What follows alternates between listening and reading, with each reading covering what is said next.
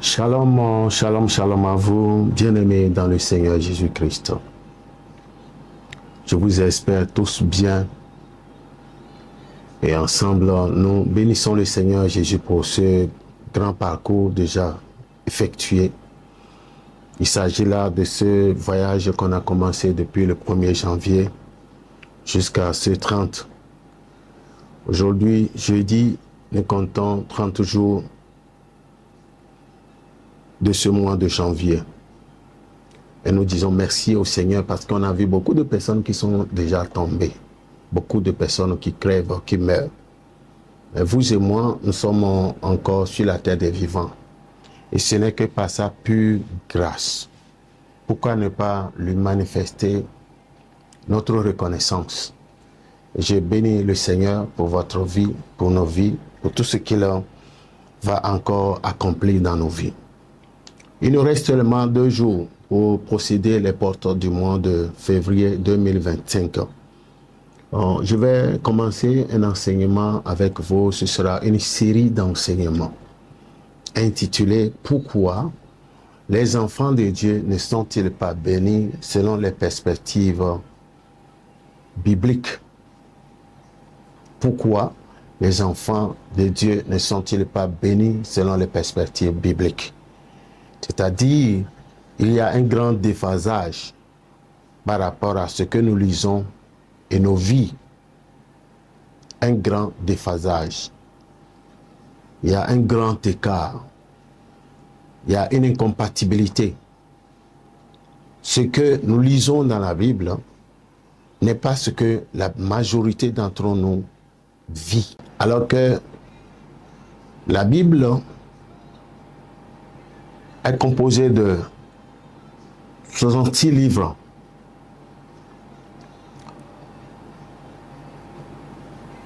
Avec 2 testaments, l'Ancien et le Nouveau. Et Jésus a confirmé, a validé ces 2 testaments par sa mort. Donc pour vous et moi, la Bible doit être un manuel de vie.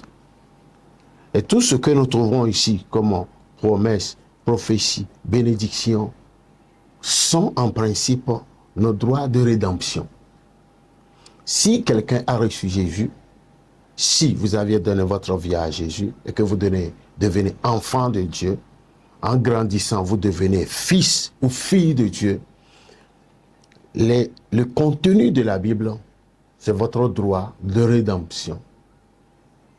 Vous n'avez plus à demander quoi que ce soit, vous devenez d'office des héritiers. Nous sommes des héritiers de ce que Jésus nous a fait. Alors, qu'est-ce qui se passe? Pourquoi il y a une incompatibilité? Ce que nous lisons dans la Bible n'est pas ce que nous vivons. Je voudrais vous expliquer, puisque c'est une série d'enseignements, ça ne va pas nous prendre beaucoup de temps. Je crois que d'ici ce soir, même demain, je vais continuer. Et aussi, au même moment, nous allons nous préparer pour procéder les portes du mois de février. Alléluia. Nous lisons le premier texte. Nous lisons le premier texte de notre message, qui est le texte phare, le texte de base que nous tirons du livre de Jérémie chapitre 1, verset 5 à 6. Mais l'Esprit de Dieu, celui-là qui a envoyé son Esprit comme le 3e acteur, le Dieu qui est un, qui est le Père, qui est le Fils et qui est le Saint-Esprit et qui a envoyé son Esprit Saint comme le maître d'œuvre, le chef exécutif, le patron de l'Église, celui qui est descendu le jour de la Pentecôte et qui a sanctionné la naissance de l'Église. Esprit Saint, nous te donnons la toute première place. Viens nous enseigner, nous ne sommes que chair et sang.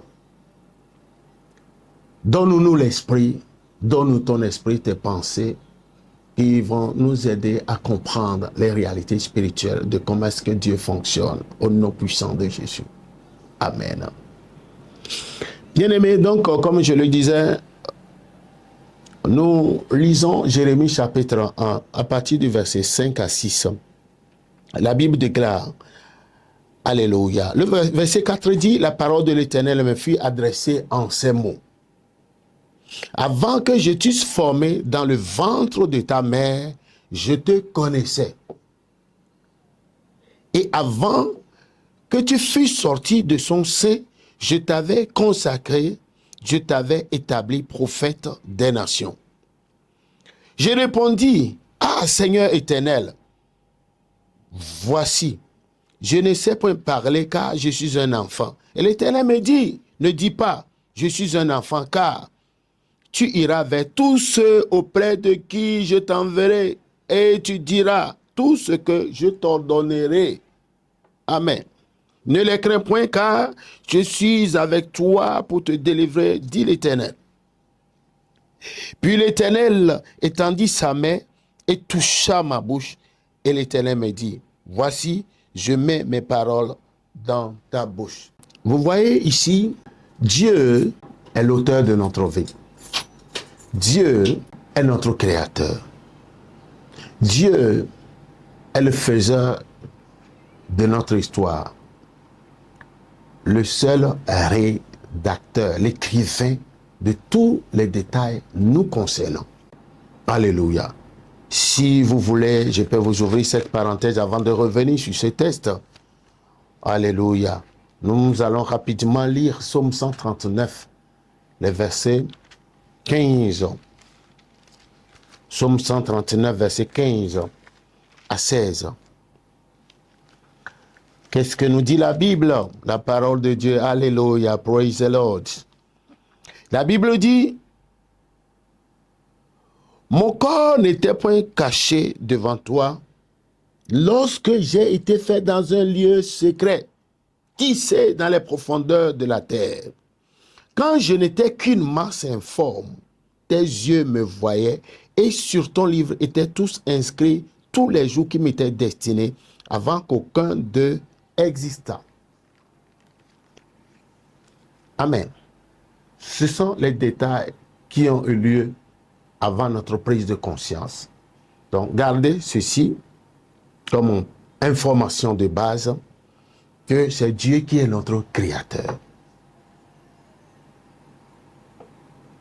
Nos parents ne sont que de simples gardiens physiques à travers lesquels Dieu nous a envoyés sur cette terre. Et ils ont pour responsabilité de jouer leur rôle de gardiennage, des sentinelles sur nos vies pour nous inculquer les valeurs bibliques de Dieu, de tout faire pour que nous réussissions et ils auront le retour. Nous allons les honorer.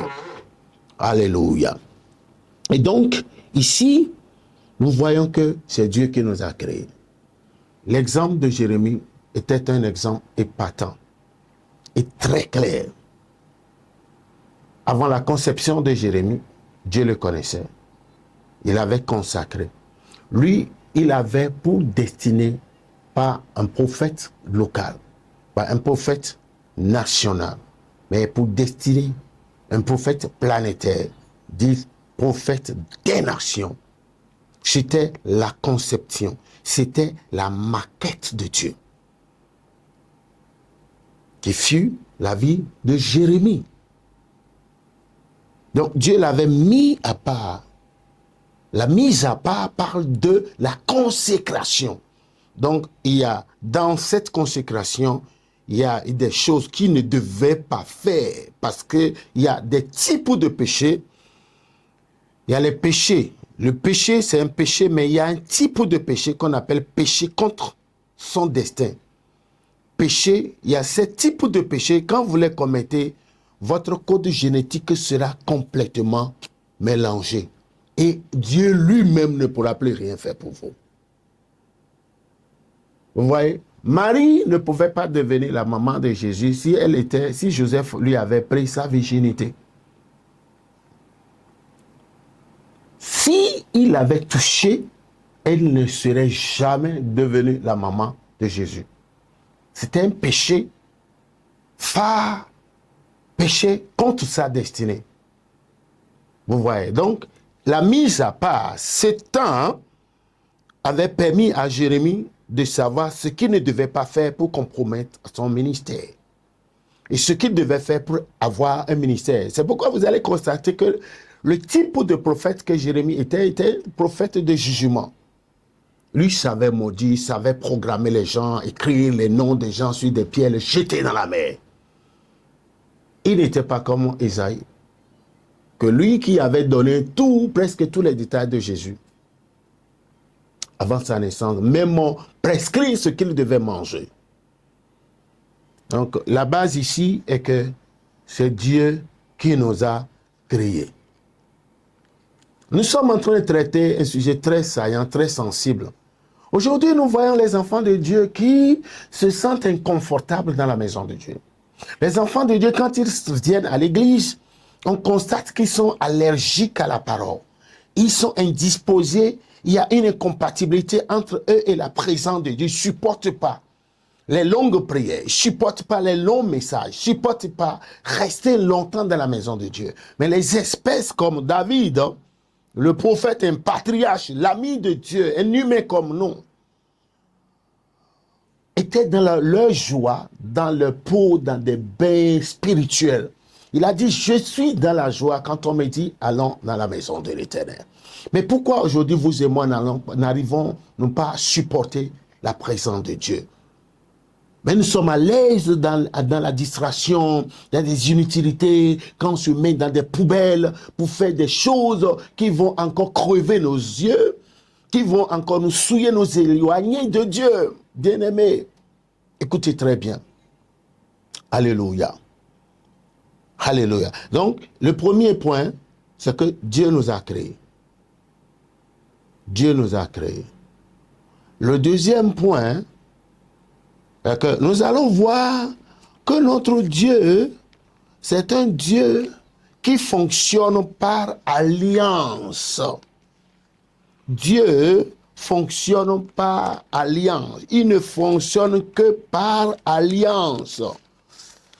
La lumière de Psaume 114, verset 20 nous dit clairement, quand Asaph s'était senti menacé, Asaph était l'un des Lévites chantres dans l'équipe des chantres du roi David en l'honneur de l'Éternel, qui a dit dans Psaume 114, verset 20, il a dit, « Aie égard à l'alliance, car les lieux sombres du pays sont remplis de repères des brigands. » Alléluia. « Que l'opprimé ne retourne pas confus, que le malheureux et le pauvre célèbrent ton nom.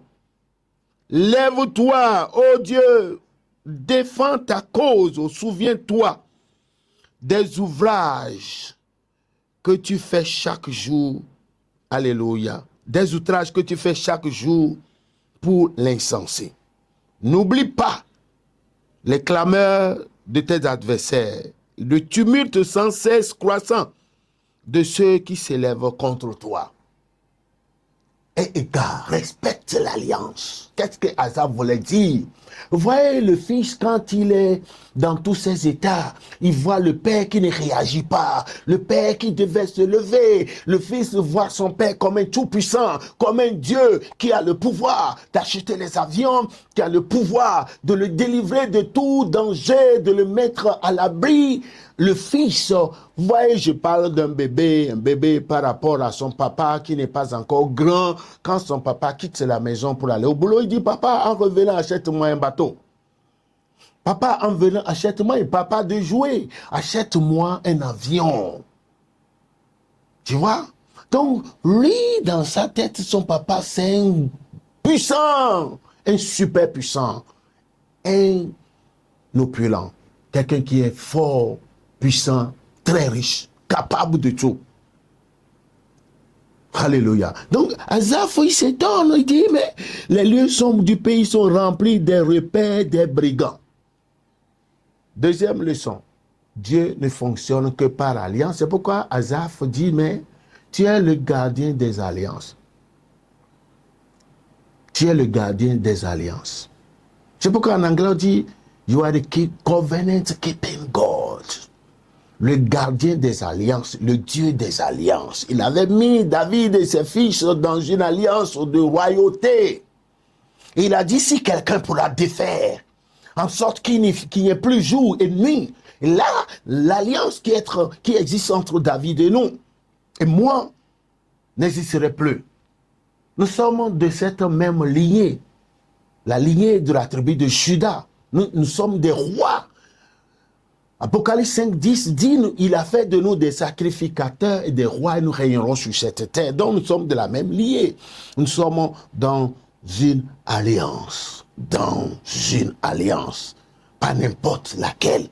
Alliance avec Dieu. Le sang de Jésus qui a coulé nous a rachetés. Il y a une alliance de paternité. Il est notre Père, nous sommes ses fils et filles. Alléluia. Vous voyez ce que je suis en train de dire? C'est très important. Donc, premièrement, c'est lui qui est l'auteur de notre vie. Il est notre créateur. C'est lui qui a tout établi avant d'aller choisir les gardiens physiques qui ont été nos parents, nos pères et mères. Ils ont été choisis par Dieu. C'est pourquoi nul n'a le pouvoir sur ses parents de les substituer par qui que ce soit.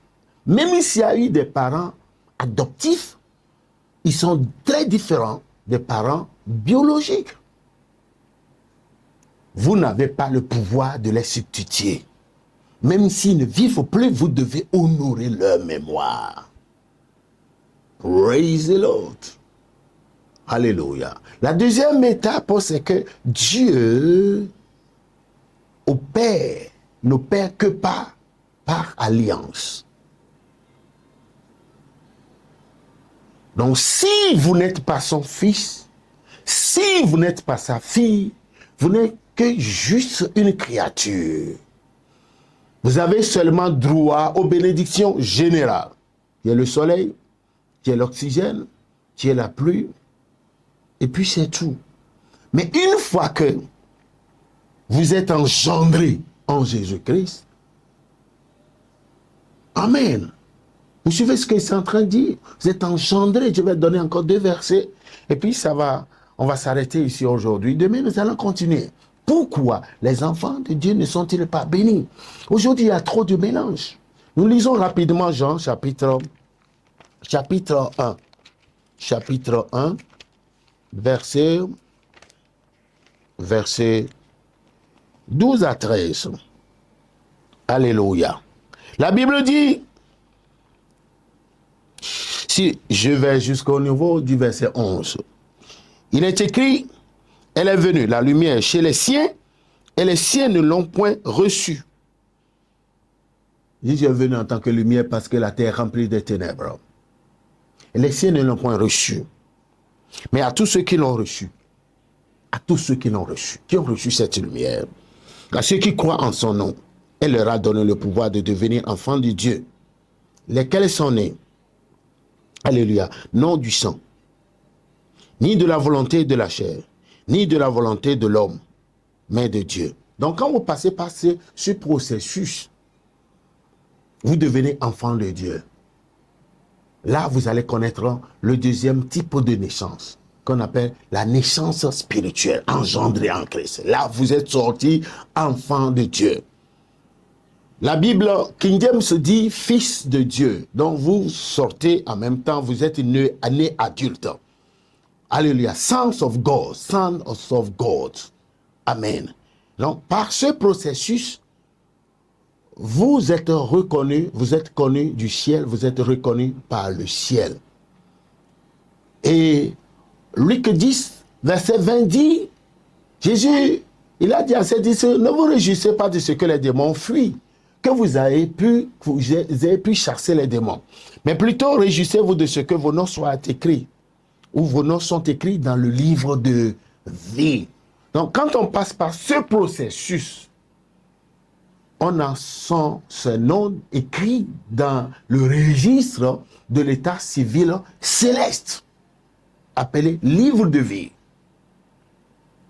Et là maintenant, vous devenez des enfants, des fils et filles d'alliance avec Dieu. Vous suivez le cheminement. Alléluia. Donc pour ceux-là, Jésus a demandé qu'on les enrôle dans le discipulat. Il dit, allez partout dans les nations et faites de toutes les nations mes disciples. Faites de toutes les nations mes disciples. Faites de toutes les nations mes disciples.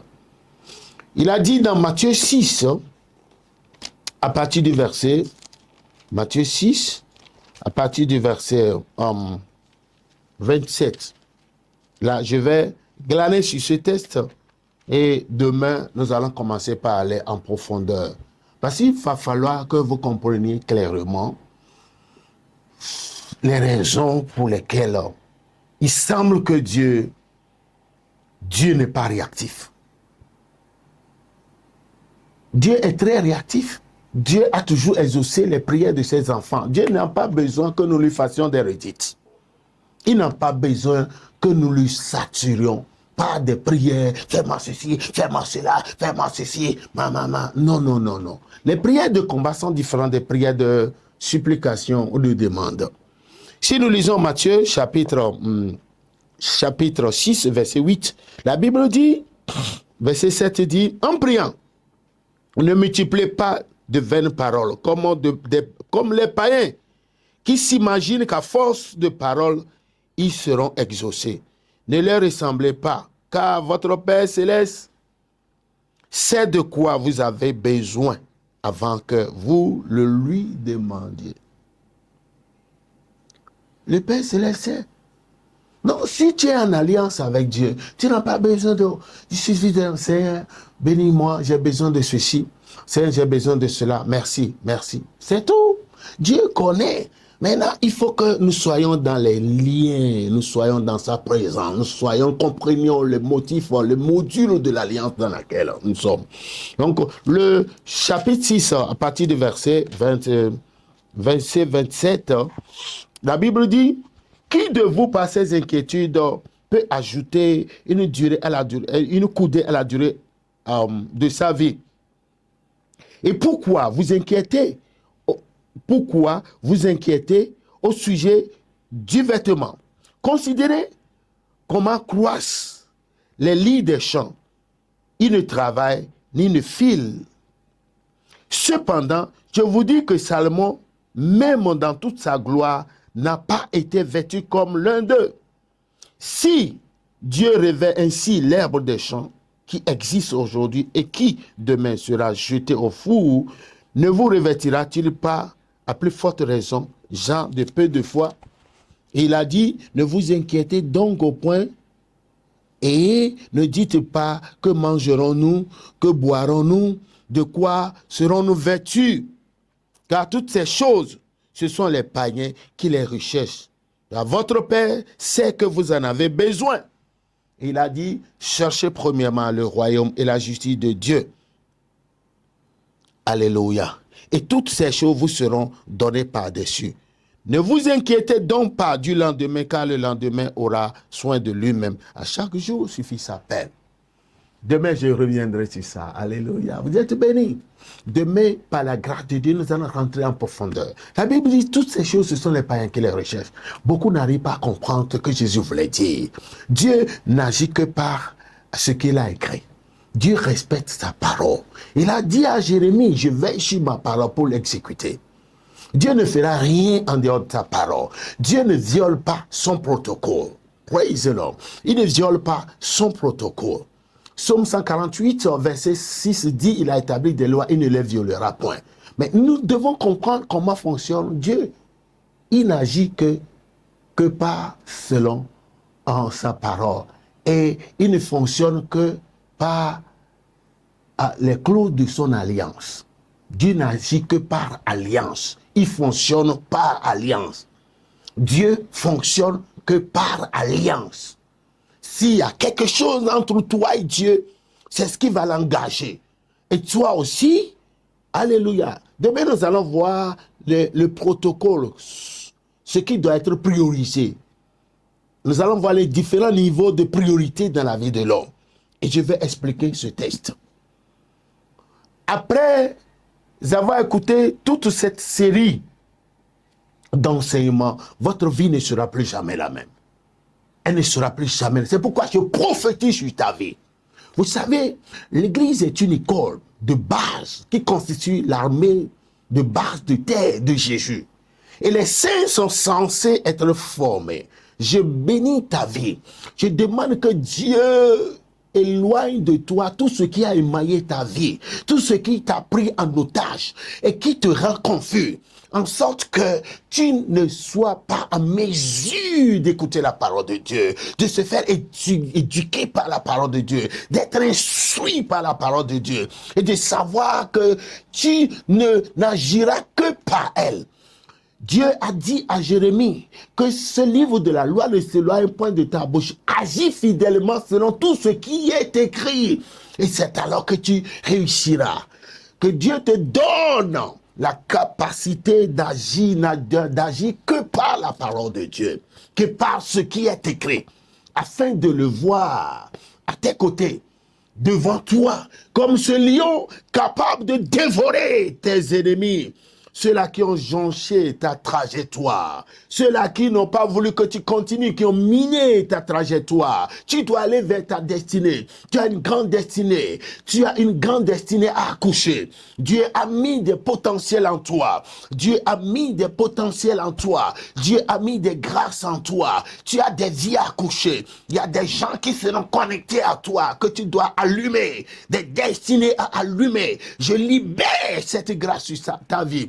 Je demande que Dieu te bénisse de rien quelque chose. Ceux qui sont pris en otage, ceux qui sont aujourd'hui devenus des captifs de l'ennemi, que l'ennemi décide à abattre d'ici à la fin de ce mois, d'ici au cours du mois prochain, le mois de février, je déclare qu'ils soient libérés, quels que soient ceux dont vous êtes captifs, quels que soient les liens, les motifs selon lesquels, les ordonnances qui sont sortis contre vous. J'invoque la miséricorde et la grâce de Dieu en votre faveur. Et je demande que Dieu se lève pour vous délivrer, que Dieu se lève pour vous libérer. Sortez de ces liens, sortez de cette captivité, sortez de la pauvreté, sortez de sous cet embargo au nom de Jésus. Tous les sorciers qui sont en train de vous épier, qui sont à vos recherches, qui sont établis dans vos vies pour vous traquer, pour donner des informations au monde des ténèbres, qui ont établi des hôtels de relais, des hôtels, des antennes de relais contre vos vies. J'ordonne que le panoplie soit démoli. Que le panoplie soit démoli au nom puissant de Jésus. Jéhovah, c'est toi qui es le Jéhovah Zébaoth, le puissant guerrier fort dans les combats. Lève-toi selon l'ordre de Psaume 68, verset 1 à toi, afin que soient dispersés tous tes ennemis, les ennemis de tes enfants. Je vous déclare béni. Je vous déclare béni. Finissez bien ce mois et commencez bien le mois prochain. Au nom puissant de Jésus. Jésus est avec toi. Jésus vous bénit. Jésus vous garde. Il vous aime. La Bible déclare que Dieu a tant aimé le monde qu'il a donné son Fils unique. Dieu vous aime vraiment. Même si personne ne vous a dit qu'elle vous aime, je vous annonce que Dieu vous aime. Et moi aussi, je vous aime. Et Dieu vous veut de bonnes choses. Alléluia. Shalom à vous tous. Demain, par la grâce de Dieu, nous allons continuer. Amen, amen.